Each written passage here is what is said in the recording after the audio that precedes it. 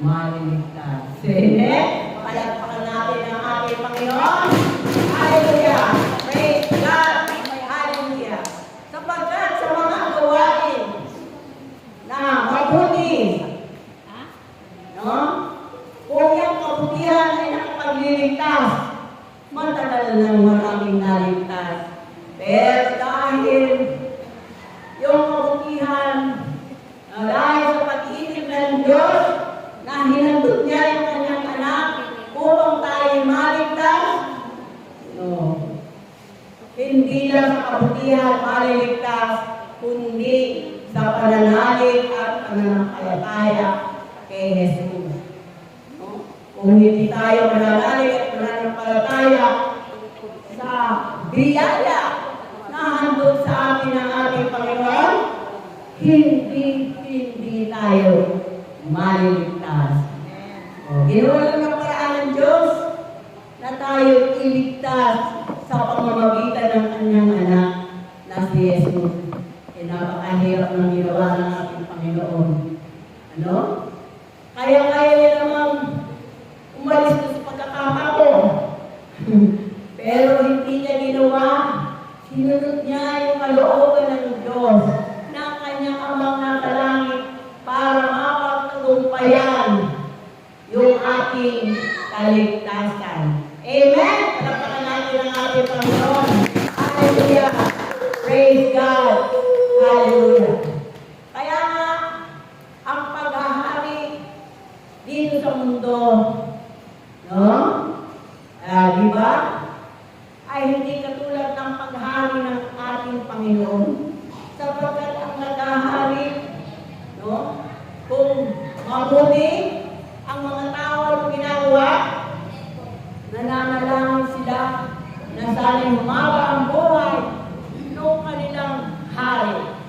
Pero kapag masama ang hari, ano pa dalangin nila? Sana mamatay na yung hari. Amen? Diba? Kasi hindi siya naglilingkod sa kanyang bayan. Kinakangkang niya ang lahat ng para sa bayan at inilalagay niya sa kanyang sariling lalagyan. Sana'y ngayon sa sariling bulsa. Diba? Ang mga naglilingkod ngayon, diba? Puro sa bulsa papunta. Bihira ang makakita ng naglilingkod na hindi talaga nasisilaw sa pera. Malakas makasilaw yung pera. Kaya nga sinasabi ng ating Panginoon na maglingkod ka sa lahat, hindi yung sarili mo lang ang iyong paglilingkuran. Sarili mo lang yung iintindihin mo. Kaya nandiyan sa ano na yan, sa pwesto na yan, para tulungan yung iyong kapwa. Maganda ng mga mensahe mo, no? Mga pangako, pero ano nangyayari? Napangako ang pangako. Pero ang Diyos, kapag nangako, hindi napapako. Amen! Kapag natin ang ating Panginoon. Hallelujah! Praise God! Hallelujah! Kaya mga kapatid, ano? Kailangan tayo para natin makakamtan ang kaharian sa langit na inihanda ng ating Panginoon para sa atin. Paano? Pagsumikapan nyo na yung kaharian ng Diyos ay makita sa inyong mga puso at kung makita nyo maghari ang Diyos sa inyong puso. No? Para mabuhay ka ayon sa kalooban ng Diyos. Amen? At kapag ano lang yung ginagawa, ibibigay niya ang lahat ng iyong mga kailangan. Amen? Yun lang naman ang dapat natin gawin. Na tayo'y pagharian. Ano? Ng Diyos ating mga puso. Sabi nga ng ating Panginoon noon, nung hinahanap nila ang kaharian ng Diyos, pinaunan niya na. Mayroon ang nasabi na handa na ang ating kaharian na kakauna.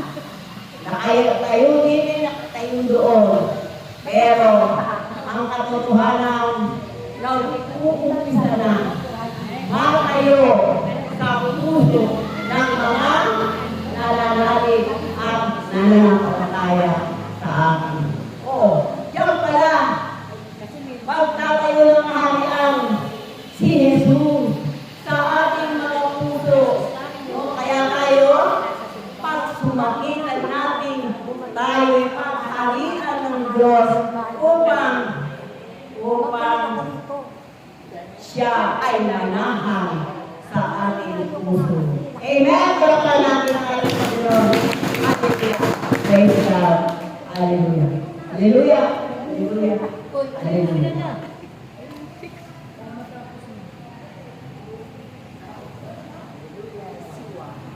Kaya, nawa ang bawat isa sa inyo ay tahakin ninyo ang inyong Panginoong Jesucristo, ang kanyang paglilingkod. Na siya ay patuloy na naglilingkod, hindi lang sa kanyang Ama, kundi sa lahat ng tao dito sa mundo ito. Kaya nawa ang bawat isa sa inyo ay patuloy na maglingkod ng tapat upang kayo ay makasunod sa kalooban ng Diyos. At nawa, patuloy na taklayin ninyo lagi ang mga bunga ng Espiritu Santo upang kayo makasunod sa kalooban ng Diyos. Ano sabi ng ating Panginoon? Maglingkod tayo sa tulad ng paglilingkod ng kanyang anak. Gayahin natin si Jesus. Na naglilingkod sa Diyos at naglilingkod sa tao. Amen? Tawag po mga kapatid. Ang aking maipapagumili. Lagi nakakalimutan. Tagubilin sa inyo. Huwag tayong manapili tayo sa Diyos upang ang Diyos manatili sa atin. Maglingkod ng wagas, ang tapat at wagas, ang